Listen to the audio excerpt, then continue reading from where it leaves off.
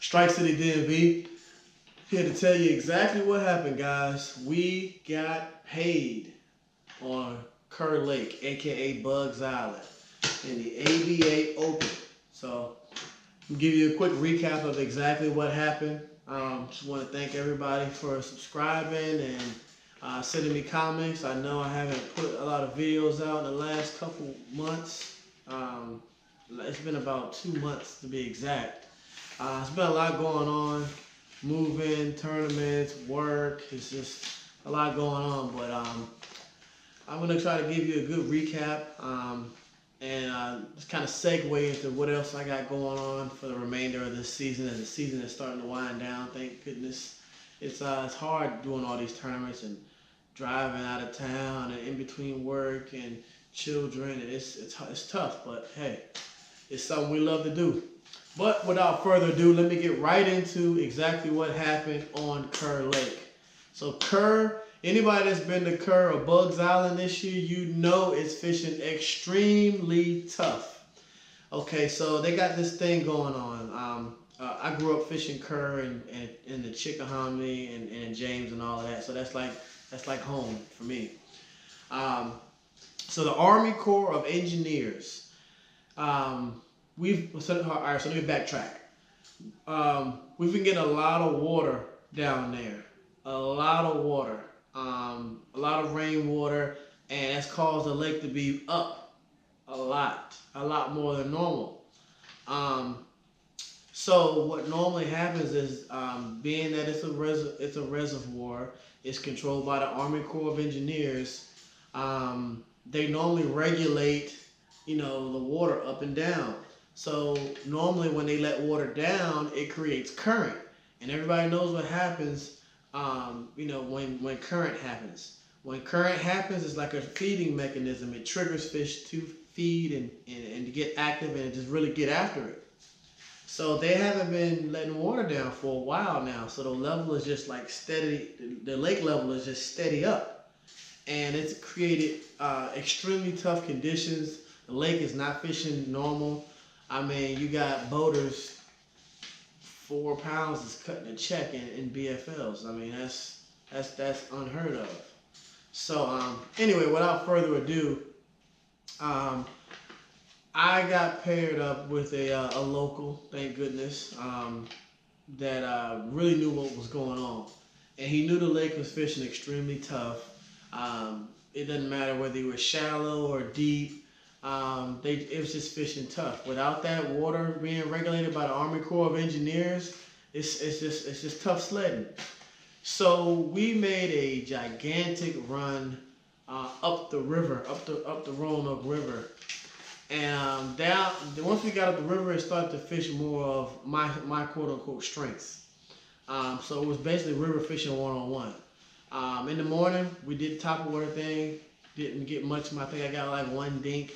My boater did end up catching 1 keeper. It was a small keeper, but it was a keeper, probably about a 15-inch fish.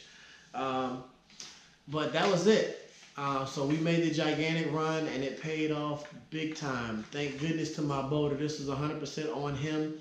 I fished Bugs Island for a long time, but rarely do I fish up into the Roanoke River part of it because the lake's always fishing so well. We don't have to make an hour run.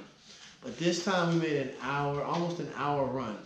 If it was every bit of 45 minutes, maybe 50. But we get up into the river. Immediately we hit a spot that was like a smaller point, and right at the point, the current was it was a current break coming around the point, so it created like a little smaller I don't want to say eddy, but kind of like a little eddy. But imagine there's a point, and then you got the current that's speeding around the point. So you got the point right here, current is coming around it, and the bass were setting up on the opposite side. So what was happening, as the wind is blowing and the current is flowing, it was blowing bait around the point. And as soon as this bait would get around the point, the fish was just loading up on them, ambushing them from the opposite side. They didn't even know it was coming. They were just walking into a trap. And our boat was positioned perfectly on the backside of this point where the current was, where the wind was blowing the current around the point, and we were behind where I think the fish were feeding, because there was a piece of structure that was key. We were behind. We played off of the structure, so we were just making our cast over past the structure almost exactly to the point and bringing our bait back down with the wind into the current, and it made all the difference in the world. We hit a school of fish, and between me and my boater, we must have caught about 20 fish. We had to catch about 20 fish between the two of us within an hour and 10-minute span. I mean, it got to the point where it started to become all cookie cutters, but we filled out our limit, both of us, by 10:30, and for the rest of the day we were fishing for big fish. I did the majority of my work on 2 baits.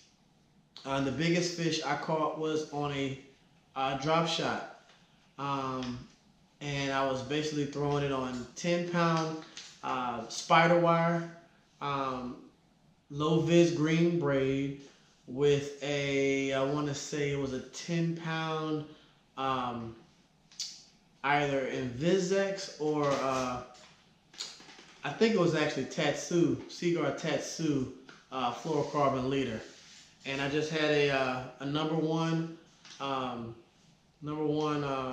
rebarb hook and like a little robo worm style hook with a robo worm on it in the MM3 color. It's a purple worm with a little faint red fleck in it and a brown underbelly. And that was pretty much it. I caught my biggest fish on that. That fish probably went about 2 3/4 pounds. Not a giant, but in that type of tournament, it's a good fish. And my other fish came on chatterbait. I was throwing a green pumpkin shad jackhammer chatterbait. And I had a white Yamamoto Seiko trailer on it, and I was catching them one after the other on a chatterbait. So the smallest limit I ever had in a tournament that I cashed a check for, I was just under 6 pounds. I think I was about, I don't know, 8, 9 ounces, 7, 9, I don't know, 7, 8, 9 ounces under 6 pounds. But I felt that I could have won the tournament had I caught a kicker. I was right there. The winning bag for the coilers was only 9 pounds. I was right there, just about 6. So 3.5 pounder, I was right there in the mix for the win. And then on the boater side, I think I want to say 12 pounds won, I think, for the boaters. So it was a very, very tough tournament. Like I said, it's not the fishing is just super off because the Army Corps of Engineers is not regulating the water. So if you go to Kerr this time of year, normally it's on fire. I mean, you're catching them one after the other, but not this time because of all the rain we've had this year. So that's pretty much it as far as my recap is concerned. Getting ready to go to the James River this weekend for the BFL Shenandoah Division. It's going to be a tough tournament. I'm looking at the conditions. They're calling for scattered showers. The tide doesn't look right. I think we're going to be fishing incoming tide. It's an east-northeast wind. Fish from the winds in the east, fish bite the least, that type of deal. So far, it's east-northeast wind, 10 miles an hour. The conditions not looking great, but it's the James River. It's tough. Hey, it is what it is. That's my home water.